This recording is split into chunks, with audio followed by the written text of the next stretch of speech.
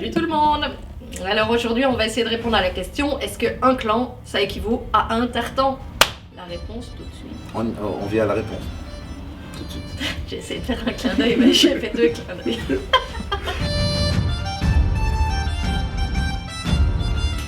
Salut mon chou. Bonjour, Alors, une question qu'on nous pose tout le temps.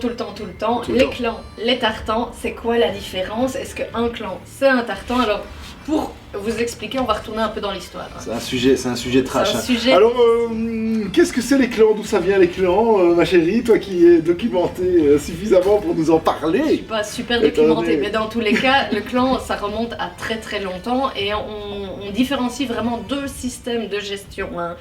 Donc on a un système qui est plutôt tribal, initialement, et un système plutôt féodal qui est celui qu'on a connu, nous, et pendant de nombreuses années. Donc tribal, qu'est-ce que ça te dit?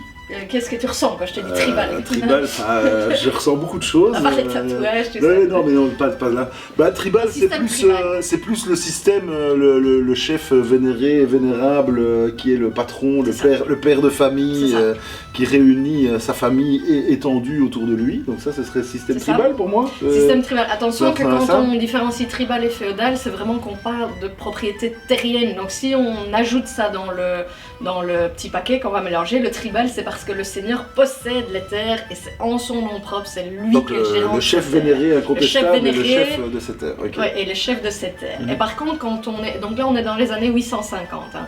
On arrive en 1100, 1150, 1200, jusque là, on commence à aller sur un système féodal. J'ai pas encore bien compris la différence entre les deux, si ce n'est on a toujours ce chef vénéré, c'est toujours la même chose, voilà. Ce chef, ce père de famille. La famille s'agrandit puisqu'on n'a pas seulement les alliances de sang, on a aussi les adoptions comme on va les appeler, donc les familles s'agrandissent, c'est le respect du chef, mais surtout au niveau territorial, le chef il va à ce moment-là commencer à diviser ses terres. Et il va diviser ses terres en fonction de quoi? En fonction des services qui lui seront rendus, etc. Oui. Donc à ses descendants. Le chef devenant plutôt un roi ou un truc comme ça, un système féodal, on est d'accord. Donc là on est vraiment... Donc le roi donne des terres à un de ses barons, un de ses comtes, t'as été sympa avec moi, t'as tué plein de gens pour moi. Ce système clanique a vraiment bien fonctionné. Il y a plusieurs choses qui le différencient d'un système comme on pourrait le connaître aujourd'hui. Je les ai notées. La première chose, c'est... je sais pas ce qui est noté. Dans les coutumes, si, on parle d'adoption, donc j'en ai déjà un peu parlé. Ça, c'est pour faire agrandir les familles. Donc un chef de clan va dire, toi je t'adopte, tu deviens mon fils, même si c'était pas son fils. Il va différencier il adopte des gens qui sont pas orphelins. Native men, comme ils les appellent, et les broken men. Donc ça, ils vont vraiment agrandir leur famille, faire en sorte d'agrandir leur force de guerre et leur force de combat aussi, tout simplement par respect, Donc ça c'est un système clanique, donc plutôt que de jurer allégeance à un chef, le chef il adopte le mec quoi. C'est ça, et donc ce qui est aussi un peu bizarre, c'est que bien souvent les enfants véritables ne font pas partie de leur clan de filiation au niveau du sang. Donc on pourrait retrouver, si on est dans un clan, mon fils qui fait partie du clan voisin.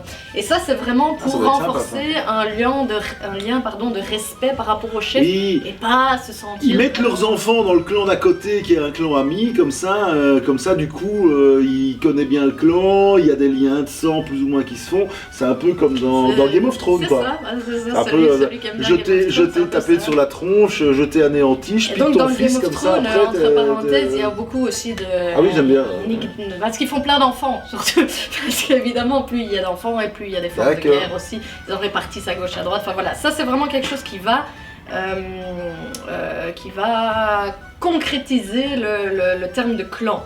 Mais il y a aussi autre chose que j'aimais beaucoup, c'est ce qu'ils appelaient le mariage test. Ah oui, moi j'aime bien. Ils appellent ça comment? Ils appellent ça le mariage à l'essai. Ouais, ils se marient à l'essai. Je crois qu'on en avait déjà parlé, mais c'est un truc très sympa. Moi j'en aime beaucoup.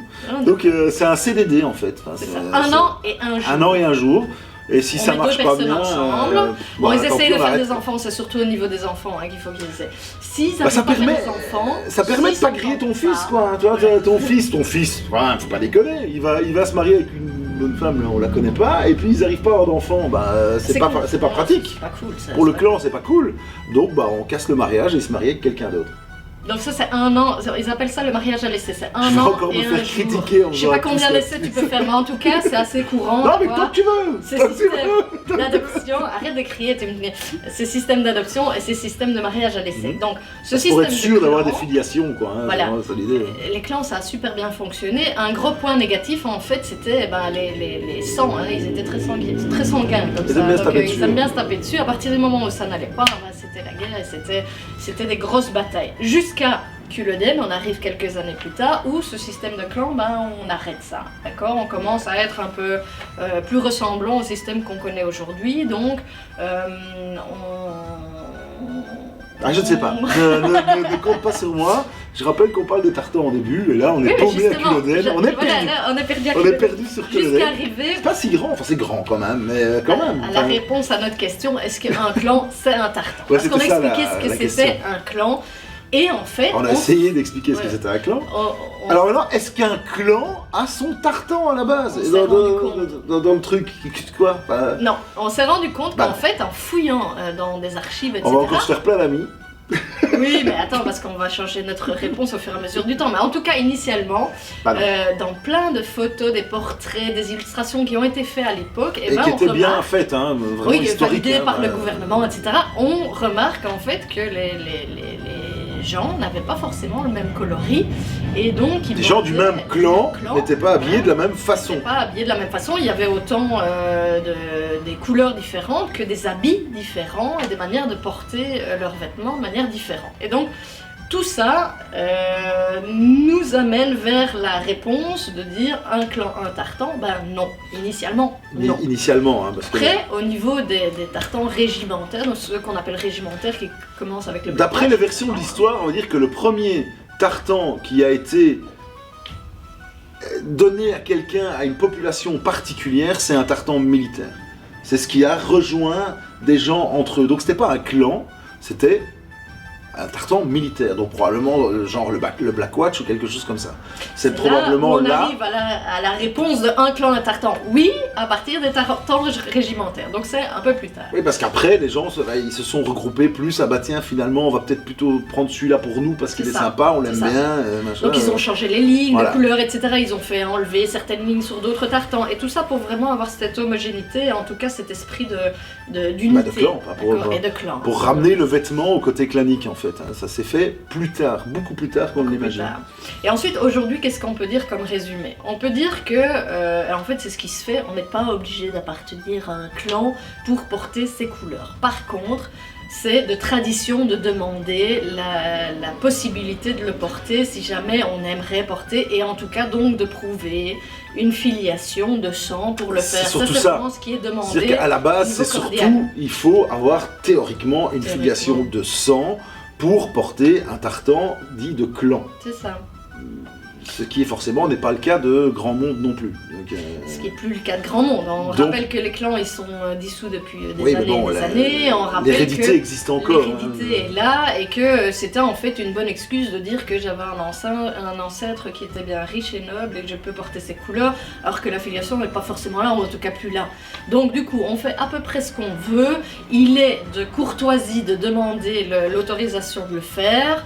Moi, mon avis personnel, c'est en effet, il y a des tartans qui sont commerciaux, ils sont là pour ça, pour pouvoir porter des couleurs finalement un peu banales, entre guillemets. Surtout que si on va sur l'origine, ils portaient en fonction de ce qu'ils aimaient.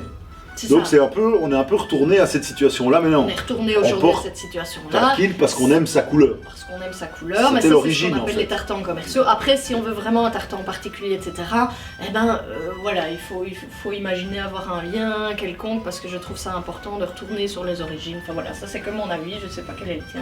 Moi j'en ai pas. D'accord. Bon, comme ça c'est clair, J'ai pas d'avis. Moi je porte un kilt quand j'aime bien sa couleur. Alors s'il peut avoir une signification, c'est sympa, mais voilà. Oui. Moi je suis plutôt de cet avis-là, mais voilà, je peux comprendre qu'on puisse revendiquer des couleurs à porter pour cet esprit d'unité, cet esprit d'origine. On le fait aussi, donc c'est logique. Voilà, je pense que je suis pas sûr qu'on a répondu à la question, mais en tout cas je suis pas sûr qu'on a été très clair, mais on a essayé de répondre à cette question en tout cas. Donc a priori un clan, un tartan, non, et ça se voit initialement et ça se voit sur le temps, mais on pourrait se dire que par courtoisie, on essaye de respecter cet esprit, en tout cas d'hérédité et de filiation. Voilà. On s'en va? On s'en va. Ouais, on va y aller. Bonne journée. On va y aller. Salut.